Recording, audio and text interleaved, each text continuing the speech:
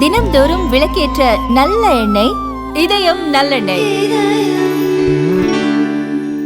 ஸ்ரீரங்கம் கோவிலில் நைவேத்தியத்தை பிரசாத ஸ்டாலில் வைத்து அதன் உரிமையாளர் விற்பனை செய்துவிட்டதால் 5 மணி நேரம் பெருமாள் பட்டினியுடன் காத்திருந்ததும் பின்னர் அவசரமாக தயாரிக்கப்பட்ட பிரசாதம் படைக்கப்பட்டதும் பெரும் சர்ச்சையை ஏற்படுத்தியுள்ளது.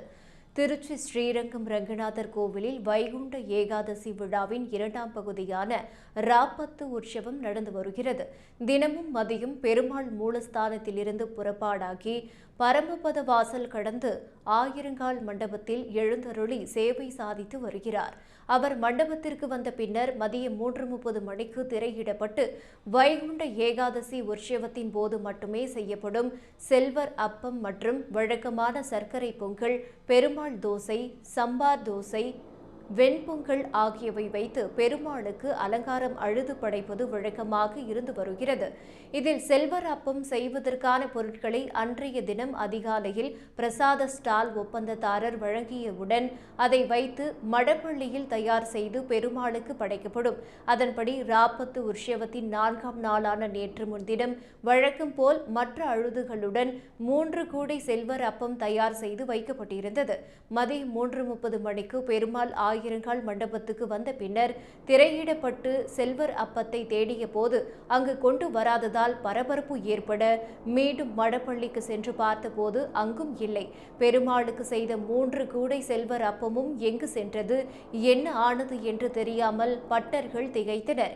சிறப்பு செல்வர் அப்பம் இல்லாமல் அமுதை படைக்க முடியாததால் பெருமாள் பட்டினியுடன் காத்திருந்தது மட்டுமல்லாமல் அடுத்து தொடங்க வேண்டிய அரையர் சேவையும் நடைபெறவில்லை. மேலும் பக்தர்களுக்கு தீர்த்தம், சடாரி வழங்க முடியாத நிலையும் ஏற்பட்டது. இதுகுறித்து பட்டர்கள் கோவில் அலுவலர்களை விசாரித்த போதுதான் பிரசாத ஸ்டாலை சேர்ந்தவர்கள் மடப்பள்ளியில் இருந்து 3 கூடை செல்வர் அப்பத்தையும் எடுத்துச் சென்று கோவில் பிரசாத ஸ்டாலில் வைத்து ஒவ்வொன்றையும் 50 ரூபாய்க்கு விற்பனை செய்தது தெரியவந்தது. இதுகுறித்து அவர்களிடம் கேட்டதற்கு, ஆமாம், நாங்கள் தான் தெரியாமல் எடுத்து சென்று விட்டோம், வேண்டுமானால் பொருட்கள் தந்து விடுகிறோம், மீண்டும் செய்து கொள்ளுங்கள் என கூறியுள்ளனர். இதனால் இரு தரப்பினருக்கும் வாக்குவாதம் நடந்தது.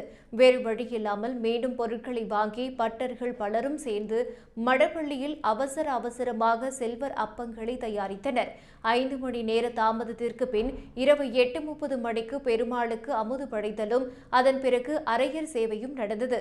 ஏற்கனவே ஸ்ரீரங்கம் கோவில் பிரசாத ஸ்டால் தொடர்பாக பல்வேறு புகார்களும் சர்ச்சைகளும் இருந்து வரும் நிலையில் பெருமாளுக்கு வைக்கப்பட்டிருந்த நைவேத்தியம் பிரசாத ஸ்டாலில் விற்பனை செய்த விவகாரம் கோவில் வட்டாரத்திலும் பக்தர்கள் மத்தியிலும் கடும் அதிர்ச்சியை ஏற்படுத்தியுள்ளது. பெருமாள் பிரசாதத்தில் ஏற்பட்ட இந்த பிரச்சனையில் அமைச்சர்கள், அதிகாரிகள் முழு விசாரணை நடத்தி உடனே நடவடிக்கை எடுக்கவும், இனி இப்படி நடக்காமல் கண்காணிக்கவும் வேண்டும் என பக்தர்கள் எதிர்பார்க்கின்றனர்.